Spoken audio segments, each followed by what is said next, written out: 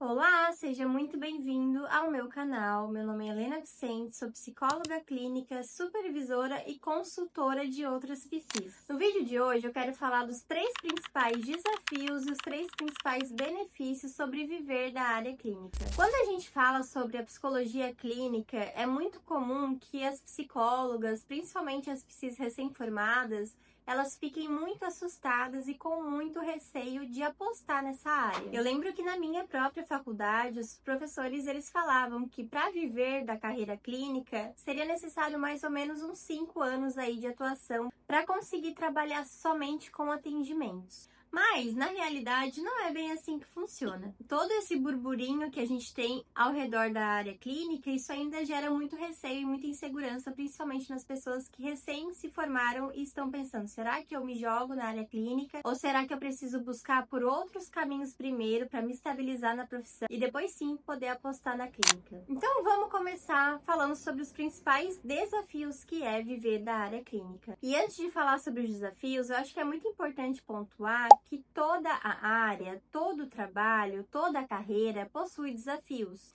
Isso não acontece só com a psicologia clínica. Então, quando a gente tem isso em mente, que toda a carreira exige um nível de esforço e implica em alguns desafios, a gente consegue olhar para a carreira clínica com mais leveza. O primeiro desafio, e é o desafio que é mais falado, é sobre a instabilidade da clínica. Como a gente trabalha com atendimento, a gente depende que o paciente se engaje com o processo psicoterapêutico para que a gente consiga ter ali uma certa estabilidade de agenda. Mas a gente sabe que não é assim. Terão pacientes que vão se engajar com o processo sim e que vão permanecer. Mas tem outros pacientes que vêm por uma questão um pouquinho mais pontual e assim que eles atingem esse objetivo, eles não querem mais continuar com o tratamento. Tem pacientes que abandonam o processo sem falar nada.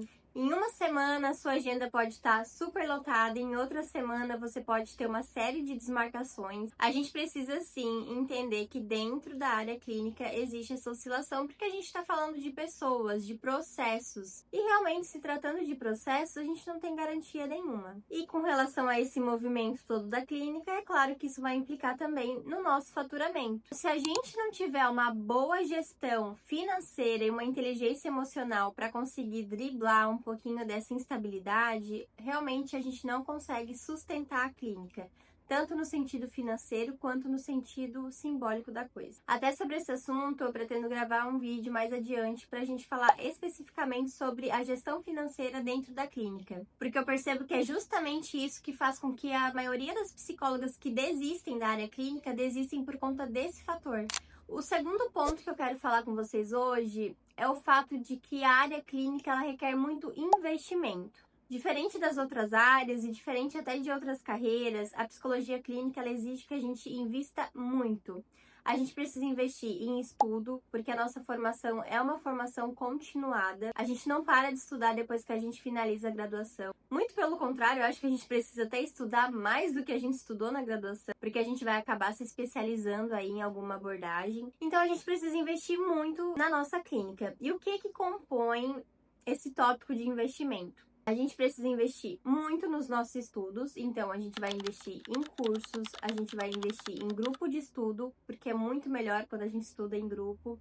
A gente vai investir em livros, a gente precisa investir em pós-graduação. Enfim, a gente vai precisar investir realmente nessa formação continuada, sempre buscando conhecimento, sempre se atualizando, e isso tem um preço. A gente até pode desfrutar de alguns conteúdos aí de graça, mas a gente sabe que para a gente ter um conhecimento e um estudo de qualidade, a gente precisa investir. Outro ponto que entra nesse tópico de investimento é o material que a gente vai usar. Seja você uma psicóloga que trabalha de forma online, seja você que atende presencialmente. No online, você vai precisar investir em dispositivo, em material. Você vai precisar investir numa boa webcam, você vai precisar investir numa boa internet, num bom microfone, num bom fone de ouvido, numa boa cadeira para você ficar confortável durante os atendimentos do seu dia, na decoração do seu espaço. Se você deseja atender presencialmente, você vai ter que investir na sublocação de alguma sala, ou você vai ter que investir no seu próprio consultório, que aí a gente tá falando de um investimento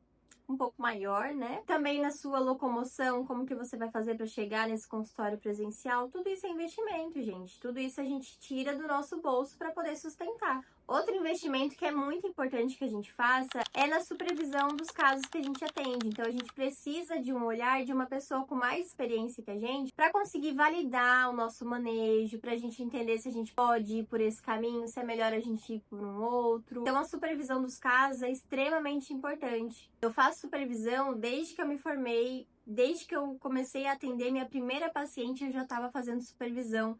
Porque é através da supervisão que a gente vai tendo mais segurança de atuar. E também a gente vai precisar investir na nossa divulgação. Independente aí do veículo de divulgação que você escolha, você vai precisar investir nisso. Seja mandando imprimir um cartão numa gráfica, seja fazendo conteúdo para a internet. E aí você vai ter que investir em algumas plataformas de edição, por exemplo, numa consultoria para aprender a se divulgar melhor.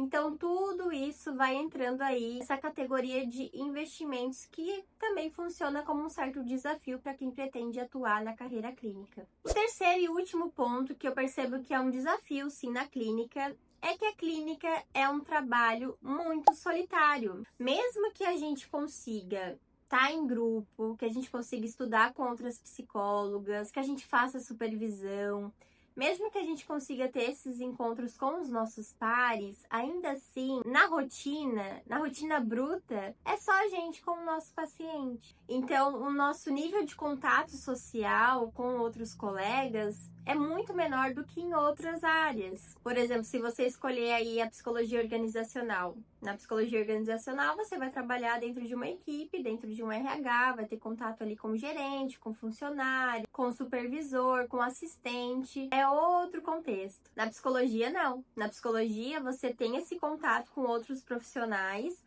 mas são contatos muito pontuais. Você não vai ter esse contato social cotidianamente. Então, esse é o ponto. A carreira clínica, ela costuma ser uma carreira muito solitária. E aí, se você tem esse desejo, né? Se você precisa estar mais em contato com as pessoas, você vai precisar encontrar formas de conseguir desfrutar um pouquinho disso, mas ainda assim entendendo que no seu dia a dia é você e o seu paciente. Agora vamos falar dos benefícios da carreira clínica, porque nem tudo são desafios. Tem vários pontos positivos que vão equilibrar um pouquinho essa balança. O primeiro ponto positivo que eu enxergo é a questão da nossa autonomia, da nossa liberdade. Como é bom ter essa liberdade de organizar o nosso próprio horário, de olhar para a nossa agenda e pensar, eu vou atender esse horário e esse horário. Então, na segunda eu trabalho dessa forma, na terça eu trabalho dessa forma, na quarta de outra forma e por aí vai. Então, a carreira clínica, ela tem esse ponto positivo que para mim é muito forte e é muito importante, que é a autonomia e a liberdade de organização da agenda. Claro que dentro dos limites, claro que às vezes a gente vai precisar trabalhar num horário que a gente não gosta tanto,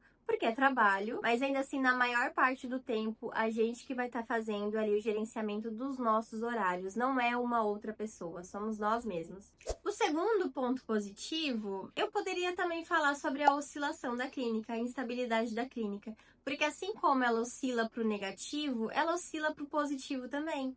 Então, se em um mês você perdeu 2 pacientes, no outro mês você pode receber 5 novos pacientes. E até dentro dessa área existe uma brincadeira que é esses fenômenos que acontecem na clínica que a gente não consegue explicar. Numa semana um paciente desmarca, outros desmarcam também. Em outra semana um paciente entra, outros pacientes vêm buscar pelo nosso trabalho também. Então, assim como ela oscila para o negativo, ela oscila para o positivo. E de novo, se você não souber fazer o gerenciamento dessas oscilações da sua clínica, você vai ter muita dificuldade. Porque é justamente nesses momentos em que a clínica está oscilando para melhor que a gente precisa estar atento, que a gente precisa fazer uma gestão financeira inteligente, cuidar da nossa reserva de emergência, olhar para o nosso dinheiro de uma maneira separada, o que é pessoal, o que é da empresa. Porque a clínica, gente, é uma empresa. A clínica, ela é o nosso trabalho e é muito fácil que a gente se misture. E aí é onde a gente se perde na gestão do nosso dinheiro. Então, eu quero trazer também que essa oscilação da clínica, ela entra também como um benefício. É um desafio, mas também é um benefício de trabalhar na área clínica.